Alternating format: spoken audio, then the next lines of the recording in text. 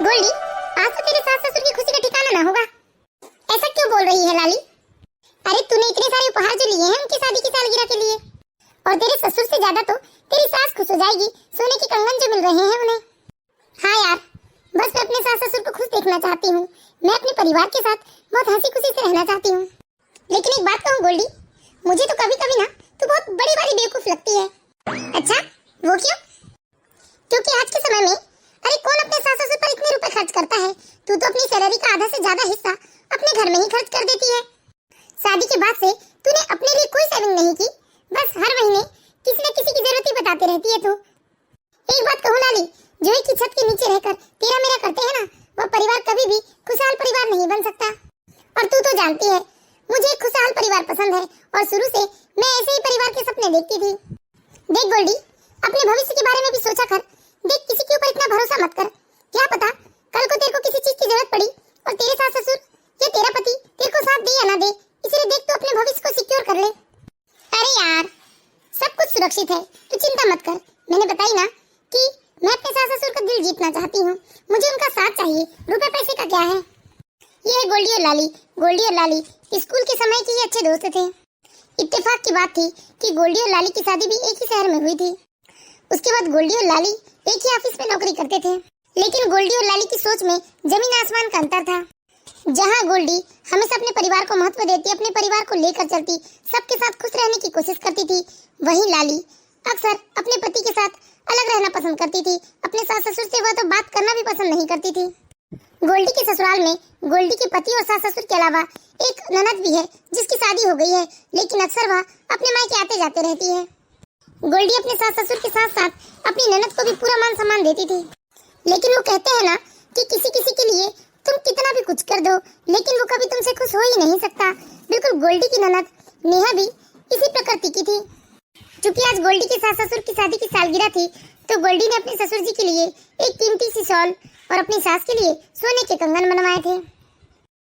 गोल्डी जब वो उपहार लेकर अपने सास ससुर के सामने जाती है। अरे गोल्डी बेटा, इतना कीमती उपहार लाने की क्या जरूरत थी? इस महीने की सारी सैलरी तो तुमने ये उपहार खरीदने में लगा दी होगी। अरे क्या हुआ पापा जी, आप इतना मत सोचिए। देखिए, आज आप लोगों के लिए कितना बड़ा दिन है, आप लोगों को खुश होना चाहिए। ये गिनती मत गिनिए आप लोग, मैं बस आप लोगों को हमेशा खुश देखना चाहती हूँ। और नहीं तो क्या जिया के पापा, अरे गोल्डी हमारी बहू है, उसका फर्ज है हम लोगों को खुश रखना, हमें उपहार देना।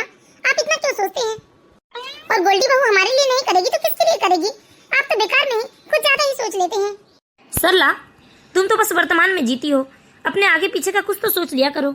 पापा जी, अब आप ज्यादा मत सोचिए ना प्लीज, बस मेरा ये गिफ्ट खुशी खुशी एक्सेप्ट कर लीजिए। मैं अभी आप लोगों के लिए अदरक वाली चाय बना कर लाती हूँ। मैंने आपसे कितनी बार कहा है, बहू को ज्यादा सिर में चढ़ाने की जरूरत नहीं है, ये सब बोलने की क्या जरूरत है? अरे वो हमारे लिए उपहार नहीं लाएगी तो किसके लिए लाएगी? किसके लिए कमा रही है वो? कैसी बात करती हो सरला? हमारी बहू इतनी मदद करती है तो खुद के भविष्य के लिए भी तो कुछ सेविंग होनी चाहिए ना उसकी। हमारी बहू अपनी सैलरी घर की सारी जरूरतों को पूरा करने में लगा देती है, अपने लिए कुछ नहीं बचाती। अरे ये क्या बात हुई? हमारा बेटा तो बचा रहा है ना, और जब बेटा बचा रहा है तो बहू को अपने फ्यूचर की चिंता करने की क्या जरूरत है? सब तो उन्हीं का है। मम्मा, पापा, अरे जी बेटे तू? हाँ, मैं आज आप लोगों की शादी की सालगिरह है ना, तो बस बधाई देने चली आई। मम्मी, पापा, आप लोगों को सालगिरह की बहुत बहुत शुभकामनाएं, और ये छोटा सा उपहार है मेरी तरफ से आप लोगों के लिए। अरे बेटा, ये उपहार की क्या जरूरत है? अरे सरला, ये क्या बात हुई? भाई, जब हमारी बहू को हमें उपहार देने का अधिकार है तो हमारी बिटिया से अधिकार क्यों छीन रही हो तुम? हाँ पापा, इसलिए तो खाली हाथ नहीं आई, उपहार लेकर आई हूँ आप लोगों के लिए। अच्छा बैठो बेटा, तुम्हारी भाभी चाय बना रही है। क्या पापा, आज आप लोगों की एनिवर्सरी है और भाभी सिर्फ चाय बना रही है? मुझे तो लगा था कि भाभी ने खूब तामझाम किया होगा, खूब धूमधाम से आप लोगों की एनिवर्सरी सेलिब्रेट करेंगी। अरे नहीं बेटा, बहू ने कहा तो था, लेकिन हम लोगों ने ही मना कर दिया। तुम्हें तो मालूम है ना, ये केक वेक मिठाई विठाई तो हम खाते नहीं हैं। हाँ दीदी, पापा जी और मम्मी जी ने मना कर दिया, लेकिन फिर भी मैं ये शुगर फ्री मिठाई लेकर आई हूँ। हाँ भाभी, ठीक है, आप लोग मिठाई खाइए, मैं तब तक सबके लिए खाना तैयार कर लेती हूँ। ठीक है भाभी। आपने मेडिकल वाले भैया से बात की? क्या आपकी दवाइयाँ आ गई है? अरे सरला, मैं तो भूल ही गया था। ठीक है, तुम लोग बैठो, मैं अभी दवाई लेकर आता हूँ। क्या पापा जी, आपकी भूलने की आदत गई नहीं अभी भी? अरे बेटा, तेरे पापा की भूलने की आदत तो कभी नहीं जाएगी। जब तक मैं उन्हें दवाई गोली याद ना दिलाऊं, तब तक वाह मम्मी, ये सोने की कंगन, अरे इस पर तो मेरी नजर गई ही नहीं थी। अरे मम्मी, ये कंगन कब बनवा लिया है आपने? बहुत ही सुंदर डिजाइन के कंगन है मम्मी। अरे बेटा, मैंने नहीं बनवाए हैं ये कंगन, वो आज हमारी एनिवर्सरी है ना, तो तुम्हारी भाभी ने दिए हैं उपहार में। मुझे तो इस तरह का कोई उपहार नहीं दिया भाभी ने कभी। अच्छा, समझ गई, सास ससुर को मक्खन लगाया जा रहा है। वैसे मम्मी सच कहूँ, ये बहुत ही सुंदर डिजाइन के कंगन है, इस पे तो मेरा मन अटका हुआ है, मुझे बहुत पसंद आया ये। मम्मी सच में मम्मी, बहुत ही सुंदर डिजाइन के कंगन है। आजकल ऐसे ही कंगन चल रहे हैं, पर मेरे पास तो इस तरह का कोई कंगन नहीं है। मेरी शादी में भी आप लोगों ने बहुत ही पुराने डिजाइन के कंगन दिए थे मुझे। अच्छा, ये कंगन तुझे बहुत पसंद है बेटा? हाँ मम्मी, है तो पसंद, लेकिन उससे क्या होगा, ये है तो आपके ना, भला मेरे किस काम का। अरे बिटिया, ये क्या बात हुई, ऐसा क्यों कहती हो तुम? अरे जो हमारा है वो तो तुम्हारा भी है, फिर ऐसा क्यों? अगर तुम्हें इतने ही पसंद है तो रख लो इन कंगनों को। अरे नहीं माँ, नहीं रख सकती ना, वरना मेरे पीठ पीछे घर वाले, खासकर पापा कहेंगे कि मैं जब आती हूँ तो कुछ न कुछ लेकर ही जाती हूँ, इसलिए रहने ये दीजिए, आप ही पहनिए। लगता है मेरी किस्मत में ये है ही नहीं मम्मी कि मैं इतने सुंदर गहने पहनूं, आप ही ले लीजिए ये कंगन। अरे नाना बिटिया, तुम दिल छोटा मत करो भाई, ये क्या बात हुई कि बेटी तरसे और माँ चमके? नहीं नहीं, एक काम करो, ये कंगन तुम ही ले लो। नहीं माँ, रहने दो, वरना पापा। अरे जिया बेटा, कोई कुछ नहीं कहेगा, क्यों कोई कुछ कहेगा? और क्या तुम्हारा हक नहीं है इस घर पर?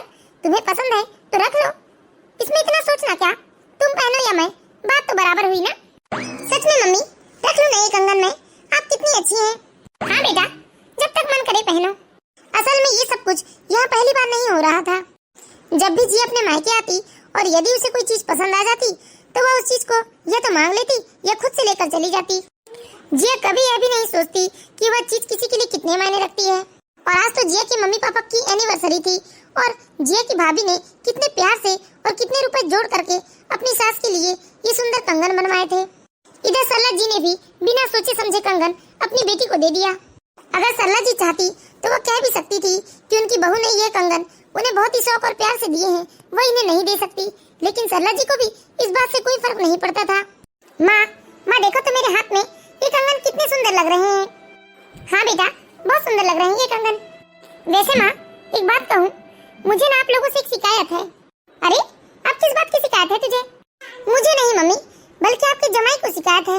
वह कह रहे थे कि आप लोगों ने वादा किया था कि उन्हें आप लोग ब्रेसलेट बनवा कर देंगे, लेकिन अभी तक आप लोगों ने दिया नहीं है। आपको याद है कि नहीं मम्मी, या भूल गए हैं आप? अरे हाँ बेटा, याद आया मुझे, कहा तो था, लेकिन देखो अभी पैसे तो नहीं है। वैसे जिया बेटा, तू तो जानती है ना कि तेरे पापा को कितनी कम पेंशन मिलती है और घर तो तेरे भैया भाभी की कमाई से ही चलता है। मम्मी वो सब मुझे नहीं पता, अब आप जानो और आपके दामाद जाने, मुझे बीच में मत घसीटो आप लोग। ठीक है मम्मी, अब मैं चलती हूँ, मैं तो बस आप लोगों को बधाई देने आई थी। सरला, ये जिया ऐसे मुंह बनाकर क्यों जा रही थी और इतने जल्दी क्यों गई? बहू ने तो कहा था कि वो सबके लिए खाना बना रही है। अरे नाराज हो रही थी जी, वो हम लोगों ने कहा था ना कि दामाद जी को ब्रेसलेट बनवा कर देंगे, लेकिन अभी तक दिए नहीं है ना, बस उसी की शिकायत कर रही थी। अच्छा ये बताओ, वो बहू के दिए हुए कंगन जिया के हाथ में क्यों थे? वो कंगन लेकर क्यों गई है? अरे हमारी बेटी को वो कंगन पसंद आ गए, इसलिए वो कंगन लेकर चली गई। क्या कहा सरला तुमने कि वो कंगन उसे पसंद आ गए? अरे हमारे घर की ऐसी कौन सी चीज है जो जिया को पसंद नहीं आती? बोलो, देखता हूँ मैं। अरे जब भी आती है तो कुछ ना कुछ उठाकर ले ही जाती है, क्या जरा भी शर्म नहीं आती उसे? अरे उस दिन भी आई थी तो बहू का पर्स जो उसकी दोस्त ने उसे उसके जन्मदिन पर दिया था वो उठाकर चली गई। अरे बहू कुछ नहीं बोलती, इसका मतलब ये नहीं कि वो अपनी मनमर्जी करेगी। अरे ये क्या बात हुई, ऐसा कौन सा जायदाद उठाकर ले गई वो जो तुम इतना सुना रहे हो मुझे? अरे एक जोड़ी कंगन ही तो लेकर गई है ना, वह भी तुमसे सहन नहीं हो रहा है, जाने क्यों बेटी हमेशा तुम्हारी आंखों में खटकती रहती है। अरे तुम्हें किसने मना किया जायदाद देने से? दे दो वो भी उठाकर, लेकिन किसी का प्यार से दिया हुआ तोहफा वो यूं ही किसी को उठाकर नहीं देते। बताओ क्या ये सही है? किसी का तोहफा उठाकर किसी को दे दो। अगर बहू ऐसा करती तो तुम्हें कैसा लगता? कितने अरमानों से वह तुम्हारे लिए वह कंगन खरीद कर लाई थी और तुमने 1 मिनट भी नहीं लगाया और उसे अपनी बेटी को दे दिया। अरे किसी का दिया हुआ तोहफा किसी को नहीं दिया जाता। बस करो, हो गया। और ये बार बार क्या किसी किसी लगा रखा है आपने? वो हमारी बेटी है और मैंने अपनी बेटी को दिया है, समझे ना आपने? ये बार बार किसी किसी मत बोलना आप मेरी बेटी को। बड़े आए बहू के चमचे। अरे सरला, तुम्हारी बेटी तुम्हारी ममता का गलत फायदा उठा रही है और कुछ नहीं। अरे हमारी बेटी के ससुराल में किस बात की कमी है और क्या नहीं दिया है हमने उसकी शादी में। और वैसे भी हमारी बहू बेटे से ज्यादा तो वो दोनों पति पत्नी कमाते हैं। फिर भी उसने माँ बाप के लिए कभी 1000 रुपए का तोहफा नहीं लाई। और ये जो लेकर आई है ना, उसमें 200 रुपए से ज्यादा की चीज नहीं हो सकती। मैं उसे अच्छे से जानता हूँ।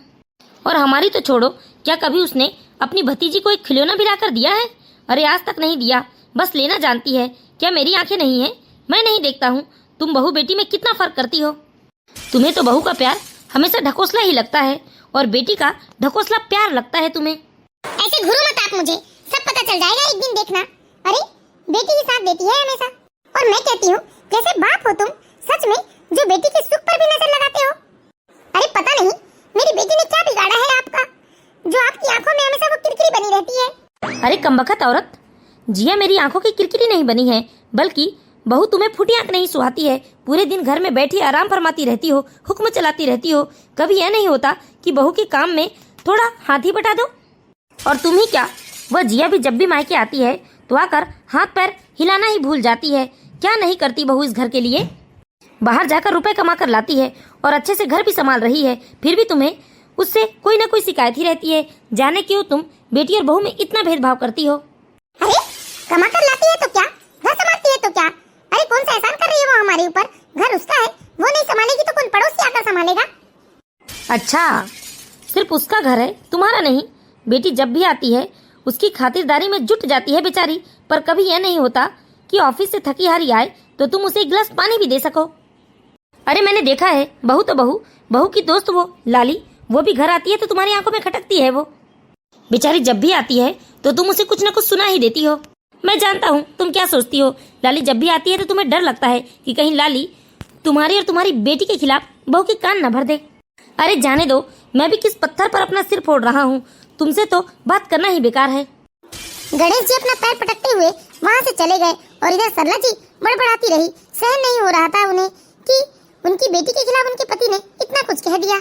असल में गोल्डी इस घर के लिए कितना कुछ करती है, लेकिन सरला जी को हमेशा गोल्डी से शिकायत ही रहती है। यहाँ तक सरला जी नाते रिश्तेदार में या फिर अड़ोसी पड़ोसी से भी बस यही कहती फिरती है कि अब बहू के राज में ही जी रहे हैं। इधर गणेश जी के घर से जाने के बाद सरला जी की एक पड़ोसन आती है। सरला जी के अंदर तो गुस्सा भरा हुआ था, इसलिए सरला जी जानबूझकर अपनी इस पड़ोसन से जोर जोर से आवाज में बात कर रही थी, क्योंकि वह अपनी बातें अपनी बहू को सुनाना चाहती थी। सरला बहन, तुम्हारे तो दिन बड़े वारे न्यारे हैं। अरे कहाँ बहन, अब बहू बेटे के राज में जीना पड़ रहा है। जाने कब बहू बेटे हम बूढ़े बुढ़ियों को वृद्धाश्रम छोड़ दे। वो क्या है ना बहन, आजकल जमाना जरा उल्टा है। अब बहू नहीं बल्कि सास को बहू से डर कर रहना पड़ता है। भाई हमने तो यही सीखा है कि घर में आई बहू को बेटी मानकर चलो, लेकिन आजकल की बहुएं अरे सास को मां मानने को तैयार ही नहीं होती, तो बेचारी सास भी क्या करे। पर क्या करोगे, अपनी अपनी तकदीर है। चलो ठीक है सरला बहन, अब चलती हूँ मैं। वो क्या है ना, आज मेरी बिटिया आने वाली है तो जरा तैयारियां करनी है मुझे। ठीक है बहन, ऐसे ही आते जाते रहना, बड़ा अच्छा लगता है तुमसे मिलकर। ठीक है बहन, चलती हूँ मैं। अरे नमस्ते भाई साहब, आप कब आए? जी नमस्ते भाभी जी, बस अभी अभी आया हूँ। सरला, ये क्या था सब? कितने जोर जोर से बात कर रही थी तुम मीना भाभी से। अरे तुम्हारी बात अगर बहू ने सुनी होगी तो उसे कितना बुरा लगा होगा। अरे सुनती है तो सुने, मैंने कौन सा गलत कहा? जो देख रही हूँ वही तो बोल रही हूँ। सरला सरला सरला, समझने की कोशिश करो। अरे तुम बहू को समझो, वो बेचारी बहुत अच्छी है। जब देखो तब बस बहू की गुणगान करती हो। अरे बहू का ढकोसला तुम्हें प्यार लगता है और बहू का प्यार समान तुम्हें ढकोसला लगता है। क्यों ना करूं बेटी का गुणगान? अरे अगर मेरी तबीयत खराब हो तो बेटी दमाद दोनों फोन कर करके पूछते हैं मुझे कि अब मैं कैसी हूँ।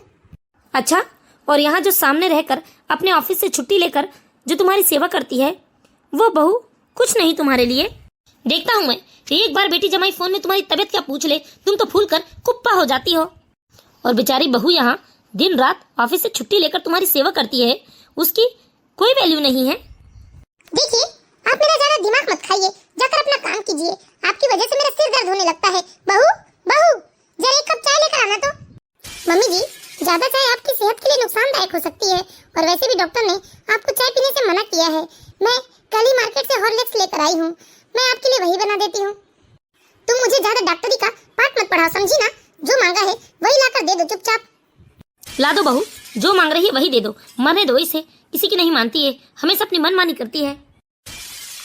सरला, अभी भी समय है, अपना व्यवहार सुधार लो, वरना एक दिन बहुत पछताओगी। क्या पछताऊंगी? मैं क्या पछताऊंगी? आप पछताओ, मैं क्यों किसी के लिए पछताऊं? हाँ हाँ, तुम्हारी बेटी है ना तुम्हारे साथ, तुम्हें क्यों किसी के लिए पछताना है? क्योंकि सब कुछ तुम बेटी के लिए ही सोचती हो।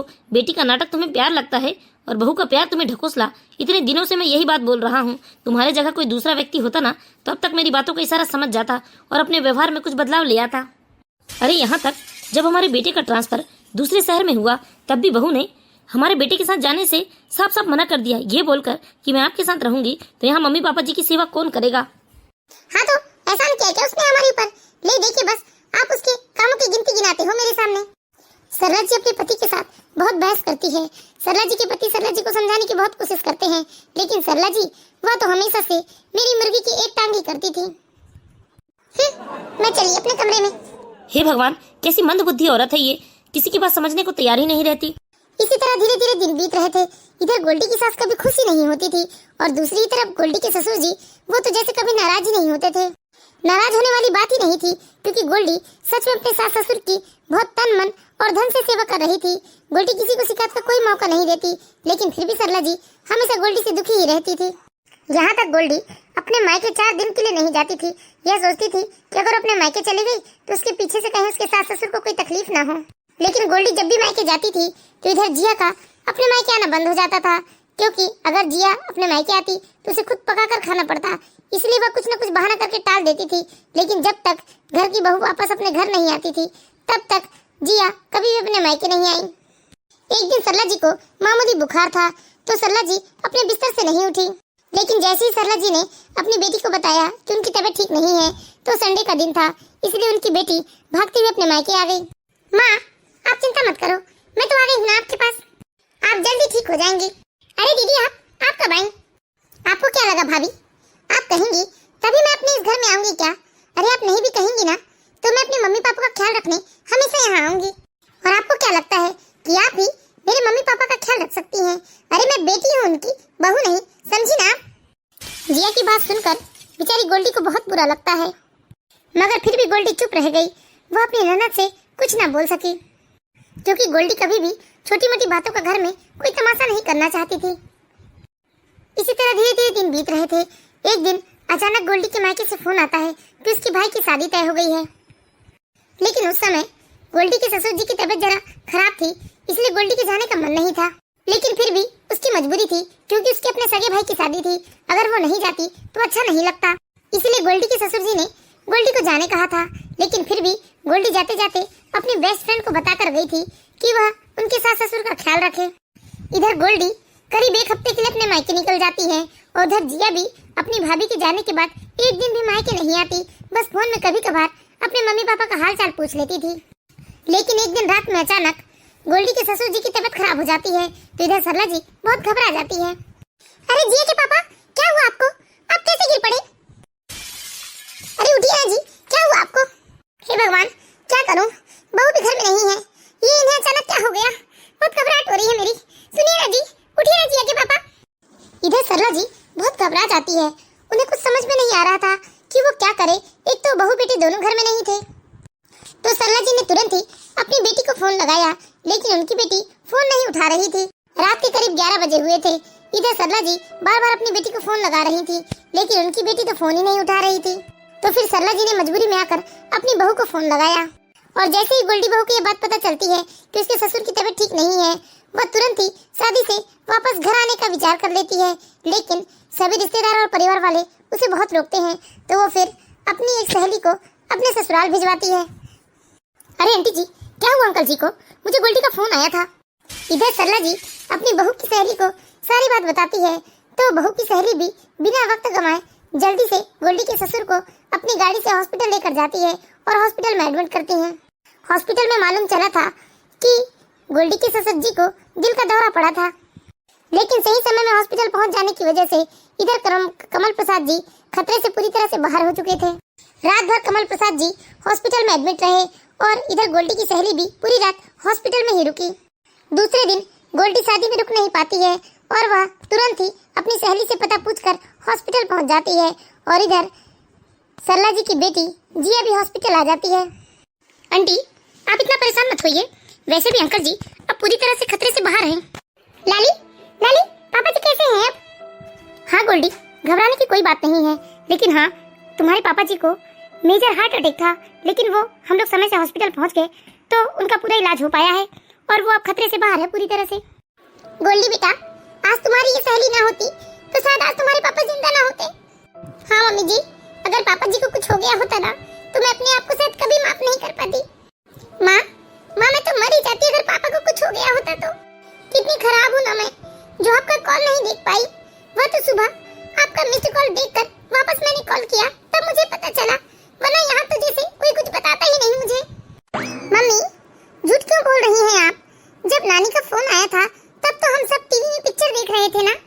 पापा ने आपसे कहा भी तो था ना मम्मी कि फोन उठा लो, हो सकता है कोई जरूरी काम होगा। तब तो आपने कह दिया था कि मम्मी बीती रात को परेशान कर रही है, न जाने वहाँ कौन मर गया। पिंकी, झूठ क्यों बोल रही हो? नहीं मम्मा, मैं झूठ नहीं बोल रही हूँ, मैं सच कह रही हूँ। नहीं माँ, आप ये पिंकी की बात मत मानना, बच्ची है, कुछ भी बोलती है। वो दरअसल आपका फोन नहीं था, वो किसी और का फोन था, तब मैंने कहा था ऐसा। पिंकी जो कह रही है उस पे विश्वास करना बहुत कठिन है। अरे माँ, पिंकी तो बच्ची है, कुछ भी बोलती है। लेकिन जिया, इसका मतलब तुम जब मेरा फोन आया तब जाग रही थी, तुम्हारा फोन भी तुम्हारे आसपास ही था, लेकिन तुमने एक बार भी फोन नहीं उठाया, ये जानने की कोशिश नहीं की कि अचानक तुम्हारी माँ इतनी रात को तुम्हें फोन क्यों कर रही है। मेरे लाड़ प्यार का तुमने ये सिला दिया है जिया। तुमने एक बार भी नहीं सोचा कि तुम्हारी माँ इतनी रात के तुम्हें अचानक क्यों फोन कर रही है। हो सकता है तुम्हारी माँ किसी मुसीबत में होगी, लेकिन तुम्हें इस बात से कोई फर्क नहीं पड़ा। अगर आज तुम्हारी ही तरह मेरी बहू ने भी फोन नहीं उठाया होता तो आज तो मेरा सुहाग उजड़ गया होता। जिस बहू के प्यार को मैं हमेशा ढकोसला और बनावटी समझती रही, लेकिन आज मुझे पता चल गया असल में वो प्यार ही था जिसे मैंने कभी नहीं समझा, और तुम्हारे ढकोसले को हमेशा मैं प्यार समझती रही। मैं आज तक इसी भ्रम में जीती रही कि मेरी बेटी मुझसे बहुत प्यार करती है, मेरा बहुत ख्याल रखती है, लेकिन आज तुम्हारी बेटी ने मेरी आंखें खोल दी और हकीकत का सामना हो गया आज। नहीं माँ नहीं, आप गलत समझ रहे हैं, ऐसा कुछ नहीं है। रहने दे बेटा, आप कोई सफाई मत दे, अब मेरी आंखों के सामने से पर्दा हट चुका है। सही कहते थे तुम्हारे पापा कि तुम मेरी ममता का सिर्फ फायदा उठा रही हो, कोई मोह माया नहीं है तुम्हें मुझसे। माँ, मेरी बात सुनो माँ, समझने की कोशिश करो, पिंकी की बात को ना मानो आप, मैं सच बोल रही हूँ माँ, मैंने नहीं देखा था आपका फोन। झूठ मत बोलो बेटा, झूठ मत बोलो। अरे ये छोटी सी मासूम बच्ची ये क्यों झूठ बोलेगी? इसे क्या पता झूठ क्या सच क्या, जो इसने देखा सुना यही बता रही है ये। देखो, अपने एक सच को, एक गलती को छुपाने के लिए 1000 गलतियां मत करो तुम। मुझे मालूम चल गया है कि तुम्हारे पापा जो भी कहते थे वो बिल्कुल सच कहते थे। चलो बहू, तुम्हारे पापा जी को होश आ गया है, चलकर मिल लेते हैं। ठीक है मम्मी जी। माँ, मेरी बात सुनो माँ, मेरा यकीन करो। जिया गिड़गिड़ाती रही, रोती बिलखती रही, लेकिन सरला जी ने एक बार भी पलटकर जिया को नहीं देखा और सरला जी अपने बहू के साथ अपने पति को देखने चली गई, क्योंकि आज सरला जी का अपनी बेटी के प्रति से मोह भंग हो चुका था। आज सरला जी को समझ में आ गया था कमल प्रसाद जी हमेशा से जो कहते आ रहे थे वह बिल्कुल सही बात थी। तो दोस्तों, हमें सही समय पर सही और सच्चे रिश्ते की पहचान कर ही लेना चाहिए, वरना बाद में पछताने के सिवा और कुछ नहीं बचता। तो हम आशा करते हैं दोस्तों आप लोगों को हमारी कहानी जरूर पसंद आई होगी। यदि कहानी अच्छी लगी हो तो प्लीज इस वीडियो को लाइक कीजिए और इसी तरह की मोरल स्टोरीज देखते रहने के लिए हमारे चैनल को सब्सक्राइब करें।